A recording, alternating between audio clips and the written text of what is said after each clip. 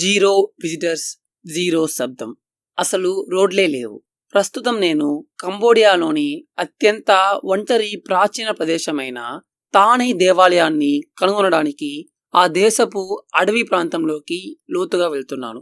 చాలా మంది విజిటర్స్ ఈ దృశ్యాన్ని ఎప్పుడూ చూడలేరు, ఎందుకంటే బస్సులు ఇక్కడికి రాలేవు. మరియు 5 నిమిషాల క్రితమే నా GPS కూడా పనిచేయడం పూర్తిగా మానేసింది.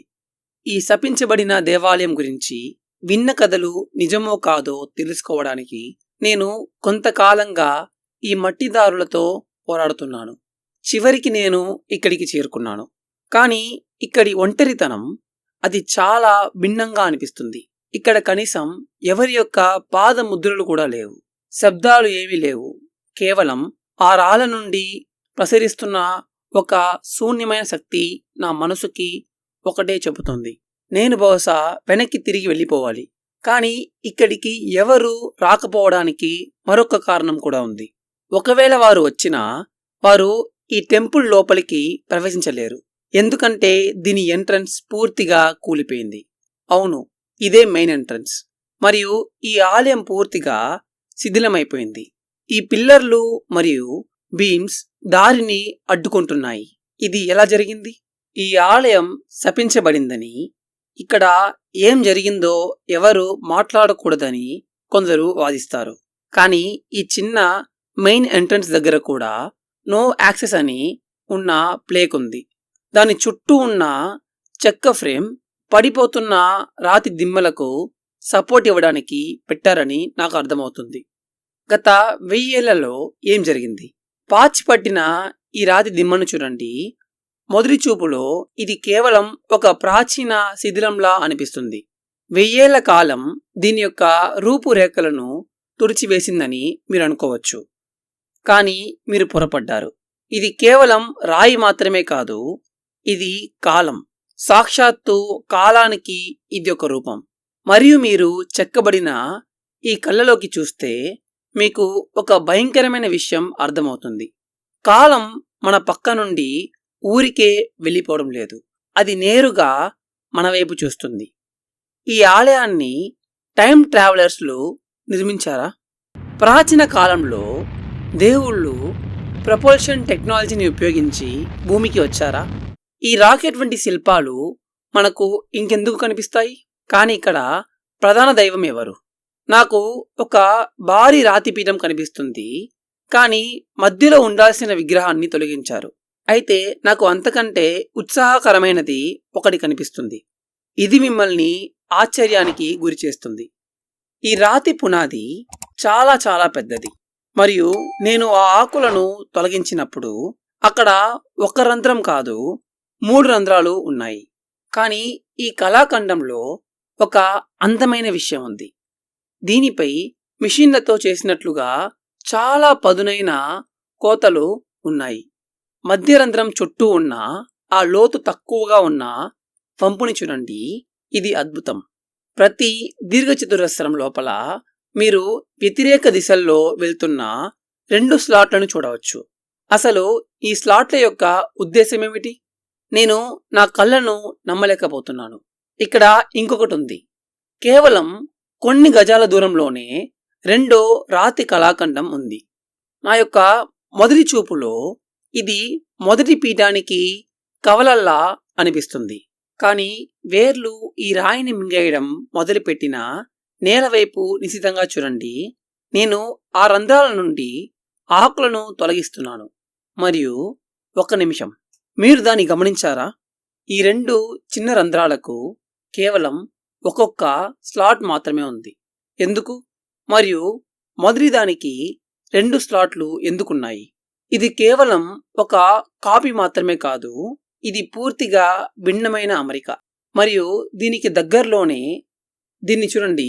ఆకుపచ్చ పాచి మరియు లైకెన్తో నిండిపోయిన ఒక భారీ తామర ఆకారపు పీఠం.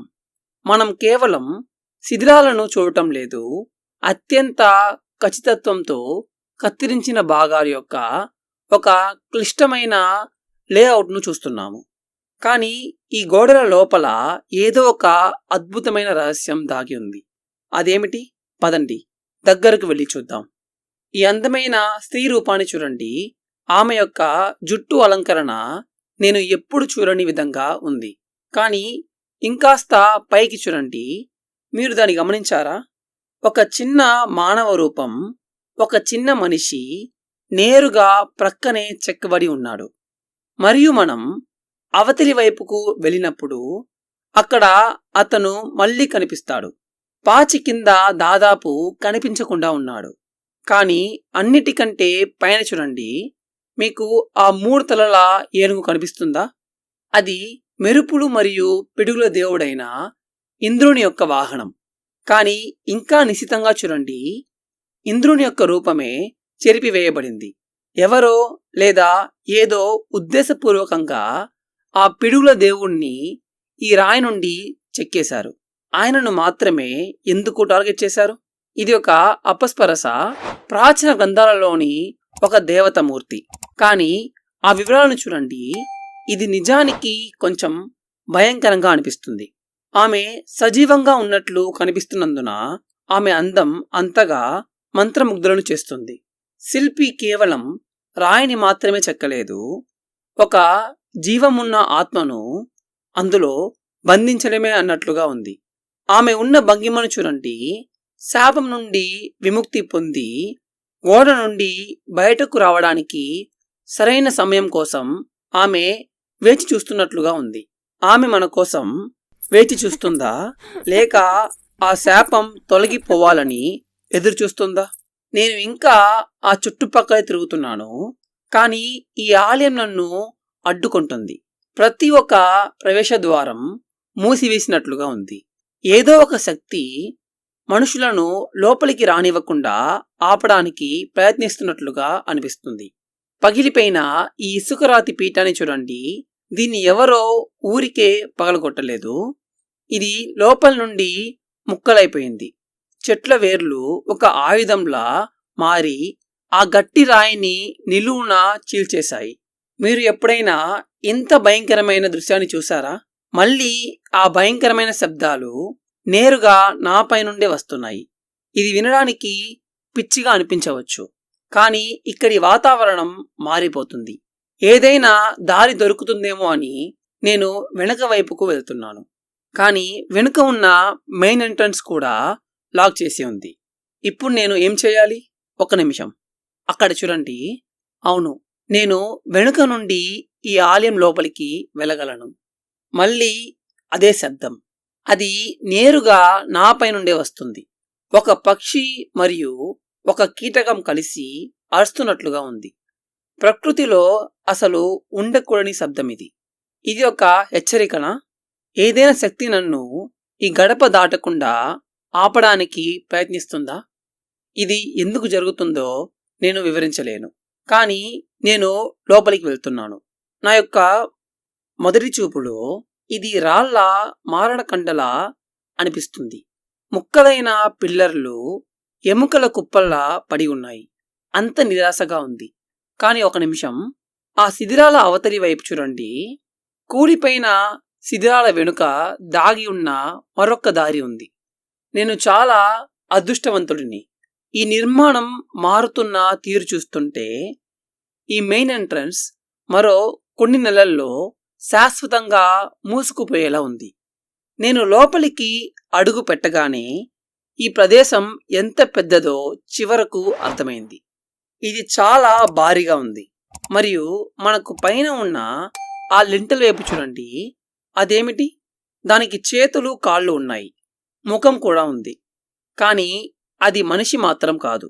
ముందున్న దారి పూర్తిగా మూసుకుపోయింది. ఒక అడ్డంకిలాగా భారీ రాతి దిమ్మలు ప్రతి చోట చెల్లా చెదురుగా పడి ఉన్నాయి. లోపల ఉన్న శిల్పాల దగ్గరకు చేరుకోవడం అసాధ్యంలా కనిపిస్తుంది. కానీ నేను వెనక్కి తగ్గడం లేదు. ఈ శిథిరాల అవతలి వైపు ఏదో అసాధారణమైనది వేచి ఉందని నాకు అనిపిస్తుంది. మరియు నేను అనుకున్నది నిజమే. దీన్ని చూడండి. నేను ఆ శిథిరాలను దాటుకుంటూ ముందుకు వెళ్తుంటే ఒక అద్భుతమైన కళాఖండం ప్రత్యక్షమైంది. ఈ శిల్పం యొక్క అర్థాన్ని మీరు అసలు ఊహించగలరా? మొదటి చూపులో ఇది గుర్రంపై ఉన్న ఒక సాధారణ యోధుడిలా కనిపిస్తుంది. కానీ ఇంకా నిశితంగా చూడండి, ఇది అంతకంటే చాలా ముఖ్యమైనది. ఇది విష్ణుమూర్తి యొక్క చివరి అవతారం, కల్కి భగవానుడు. అడవి మధ్యలో ఇంత అరుదైన శిల్పం కనిపించడం దాదాపు అసాధ్యం. కానీ ఇప్పుడు నేను చెప్పబోయే విషయం మిమ్మల్ని ఆశ్చర్యానికి గురి చేస్తుంది. విష్ణుమూర్తి 10 వేర్వేరు అవతారాలలో కనిపిస్తారని ప్రాచీన హిందూ గ్రంథాలు వివరిస్తున్నాయి. మొదట ఆయన చేపలా వస్తారు, తర్వాత తాబేలుగా పరిమాణం చెందుతారు, ఆపై ఒక వరాహంలా, తర్వాత క్షీరదంలా మారుతారు. ఇది ఆశ్చర్యకరం. డార్విన్ పరిణామ సిద్ధాంతం ఆధునిక విజ్ఞాన శాస్త్రం కంటే వేల ఏళ్ల క్రితమే అక్కడ క్రమ పద్ధతిలో ఖచ్చితంగా వివరించబడింది. కానీ కల్కి భవిష్యత్తుకు సంబంధించిన అవతారం. ఆయన ఎగిరే గుర్రంపై వస్తారని గ్రంథాలు చెప్తున్నాయి. శిల్పి ఇచ్చిన ఆధారాన్ని గమనించండి. అతను గుర్రం ముందు నేరుగా ఎగురుతున్న ఒక పక్షిని చెక్కాడు. ఇది నేల మీద ఉన్న గుర్రం కాదు, ఇది గాలిలో ప్రయాణిస్తున్న ఒక వాహనం. క్రింద ఉన్న ఈ రూపాలను చూసారా? వారు ఆశ్చర్యంతో పైకి చూపిస్తున్నారు. ఆ దేవుడు ఆకాశం నుండి దిగి రావడాన్ని వారు ప్రత్యక్షంగా చూస్తున్నారు. మరియు ఆయన చేతిని చూడండి, ఆయన ఒక సంప్రదాయ ఖడ్గాన్ని పట్టుకోలేదు. ఇది ఒక వింతైన ఎనర్జీ బేస్డ్ వెపన్, దాదాపు ఒక లైట్ సేబర్ లాగా ఉంది. ప్రాణాలతో మిగిలిన వారు మోక్షాన్ని పొందేలా మార్గాన్ని సుగమం చేస్తూ ఆయన తన శత్రువులను కనికరం లేకుండా సంహరిస్తారు. భూమిపై ఉన్న వారిని ఆయన పూర్తిగా శాసిస్తున్నట్లు మీరు ఇక్కడ చూడవచ్చు. ఇది కేవలం ఒక పురాణ కథ లేదా మన జాతి అంతానికి ఇది ఒక బ్లూ ప్రింటా? అయితే నేను అవతలి వైపు చూస్తున్నది ఇంకా అద్భుతంగా ఉంది.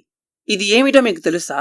ఒక ప్రపంచవ్యాప్త విలయం నుండి తప్పించుకోవడానికి ఒక వ్యక్తి తన కుటుంబం మరియు జంతువులను తీసుకువెళ్ళడానికి ఒక భారీ నౌకను నిర్మిస్తున్నట్లు ఇది చూపిస్తుంది.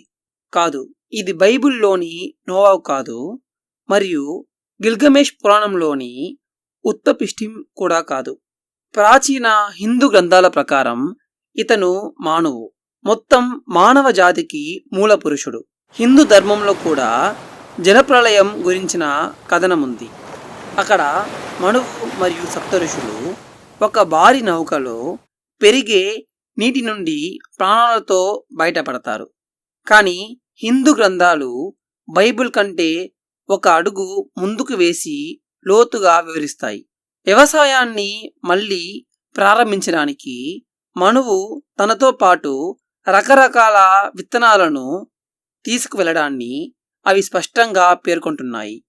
శతాబ్దాలుగా బైబిల్ విమర్శకులు అడుగుతున్న ఒకే ఒక ప్రశ్నకు ఇది సమాధానమిస్తుంది. ప్రళయం తర్వాత వారు ఆహారాన్ని ఎలా పండించారు? ఆ సమాధానం ఇక్కడ ఈ రాతిలోనే ఉంది. కానీ ఆ పేరుని చూడండి, మను. అతను మొదటి మనిషి. సంస్కృతంలో మానవ జాతిని మానవులు అని పిలుస్తారు. ఇంగ్లీష్లోని మ్యాన్ మరియు జర్మన్ భాషలోని మ్యాన్ అనే పదాలకు కూడా మూలం కూడా సరిగ్గా ఇదే. దీని గురించి ఆలోచించండి. మన సుదూర గతంలో జరిగిన ఒక భౌతిక సంఘటనే ఈ జలప్రళయం అయ్యే అవకాశం ఉందా? చక్కెర అనే పదం వైపు చూడండి. స్పెయిన్ భాషలో దీన్ని అజుకార్, పర్షియన్ భాషలో షేకర్ మరియు సంస్కృతంలో సర్కరా అని పిలుస్తారు. పేర్లు కొద్దిగా మారవచ్చు, కానీ అవన్నీ ఒకే వస్తువును వివరిస్తున్నాయి. వేర్వేరు ఖండాల్లో ఉన్న ఈ ప్రాచీన గ్రంథాలు ఒకే భయంకరమైన చరిత్రను వివరిస్తున్న వేర్వేరు భాషలు మాత్రమేనా? మనం మానవ జాతి యొక్క అసలైన మూల కథను చూస్తున్నామా?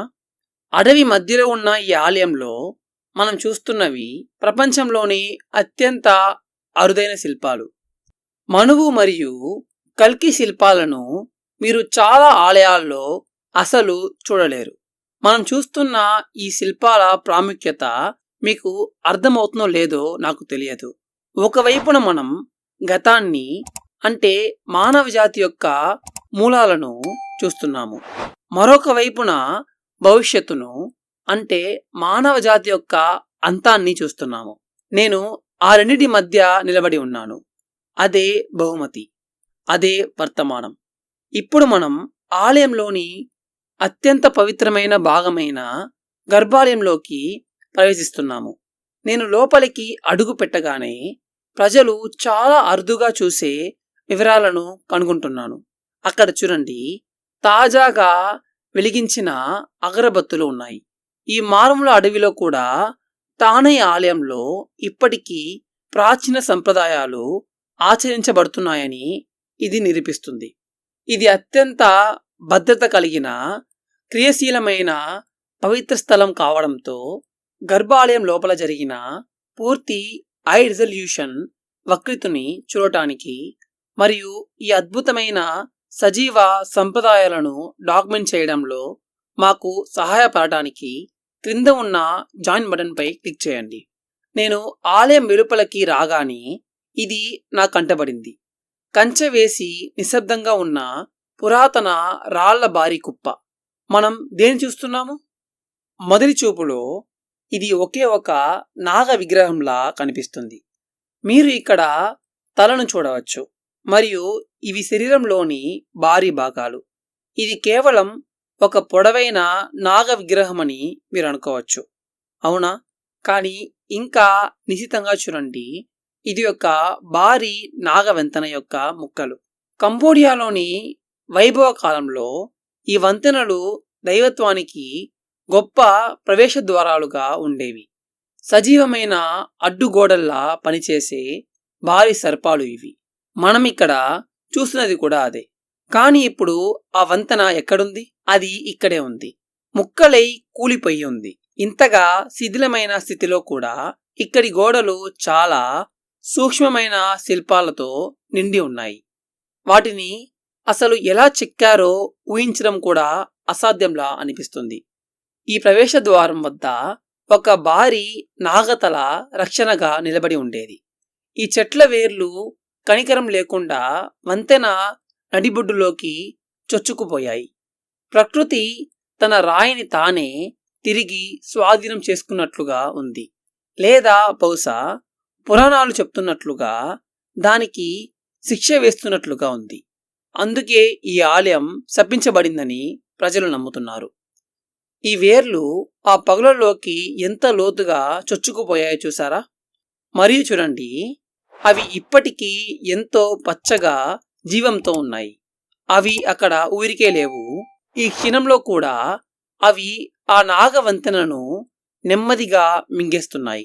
ఇంతటి అద్భుతమైన ప్రదేశం ఇలా ముక్కలైపోతుంటే చూడడం నిజంగా బాధాకరంగా ఉంది. కానీ ఈ ఆలయంలో ఏదో ఒక గొప్ప శక్తి మాత్రం ఉంది. ఒకవేళ మీరు ఎప్పుడైనా కంబోడియాకు వస్తే ఖచ్చితంగా ఇక్కడికి వచ్చి తానై ఆలయాన్ని స్వయంగా చూడండి. ఇది నిజంగా చూడదగ్గ ప్రదేశం. ఈ ఆలయంలో నా పని పూర్తయింది. అప్పుడే నాకు మరొక ప్రదేశం గురించి తెలిసింది. భౌతిక శాస్త్ర నియమాలకు విరుద్ధంగా ఉండే ఒక ఆలయం. నేను ఇప్పుడే అక్కడికి బయలుదేరుతున్నాను. కాబట్టి నా అప్డేట్ కోసం సిద్ధంగా ఉండండి. నేను ప్రవీణ్ మోహన్. తర్వాతి వీడియోలో కలుద్దాం.